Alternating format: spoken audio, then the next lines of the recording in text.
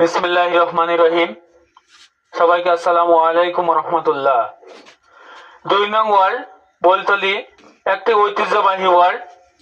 এই ওয়ার্ড খুবই নাম করা একটি ওয়ার্ড ছিল, কিন্তু এখন আর তা নেই। দুর্ভাগ্যের বিষয়, এই ওয়ার্ডকে ফকিরহাট উপজেলার ভিতরে মাদকসেবী ওয়ার্ড হিসেবে চিহ্নিত করছে প্রশাসন।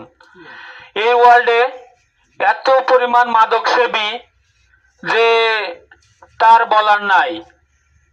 এই ওয়ার্ল্ডে মাদক সেবীরা এত পরিমাণ মাদক সেবন করছে, আর বাইরে থেকে কিছু অতিথি পাখি আছে যে তারা এসে মাদক বিক্রি করে চলে যায়। এখানের লোকজনকে ধ্বংসের পথে ঠেলে দিয়ে তারা চলে যায়।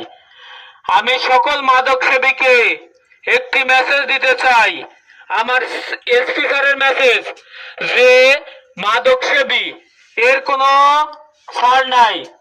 সে যত বড়ই শক্তিধর ব্যক্তি হোক না কেন, যতই ক্ষমতাধর ব্যক্তি হোক না কেন, অপরাধীকে অপরাধের চোখেই আমরা আইনের ভাষায় দেখি। মাদক সেবীদের কোনো ছাড় নাই। আজকে আমার এই দুর্ভাগ্যের বিষয়, আমাদের এই বৈতলী যুব সমাজ আজ ধ্বংস হয়ে যাচ্ছে, ধ্বংসের দ্বার প্রান্তে দাঁড়িয়ে আছে। আজকে আমরা যদি সকল গার্জিয়ানরা মিলে প্রতিবাদ না করি, তাহলে কালকে যে ছোট সোনামণিরা আছে, স্কুলে যায়, মাদ্রাসায় যায়, বিভিন্ন প্রতিষ্ঠানে লেখাপড়া করে, এরা কালকে থেকে মাদক সেবন করবে। যে আজকে আমার ভাই করছে, কালকে ভাইয়ের সাথে যে বন্ধু আছে ও মাদক সেবন করবে, ওর মাদক সেবন করা দেখে। তাই সকল মাদক সেবীকে একটাই মেসেজ দিতে চাই, যে এখনকার পর থেকে যেখানেই পাবেন মাদক সেবীকে, আপনারা যদি ধরতে না পারেন, গোপনে আমাকে মেসেজ দিবেন, আমি এসে ধরে নিয়ে যাব। সহযোগিতা করবে আমাদের ওসি স্যার, আমাদের সার্কেল স্যার আছে। সে বলছে যে যত বড় ক্ষমতাধর ব্যক্তি হোক না কেন, তাকে, সে যদি অপরাধী হয়, তাকে সেখান থেকে তুলে আনবো।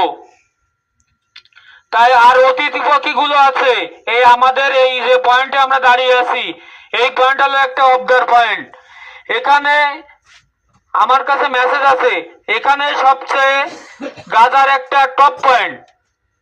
গাজা আছে, ইয়াবা বিক্রিও চলছে, এটা একটা টপ পয়েন্ট। এই টপ পয়েন্টে আপনারা যারা মাদক ব্যবসা করেন এখানে বসে, সে মেসেজও আমাদের কাছে আছে। আপনারা এখনকার পর থেকে ভালো হয়ে যান।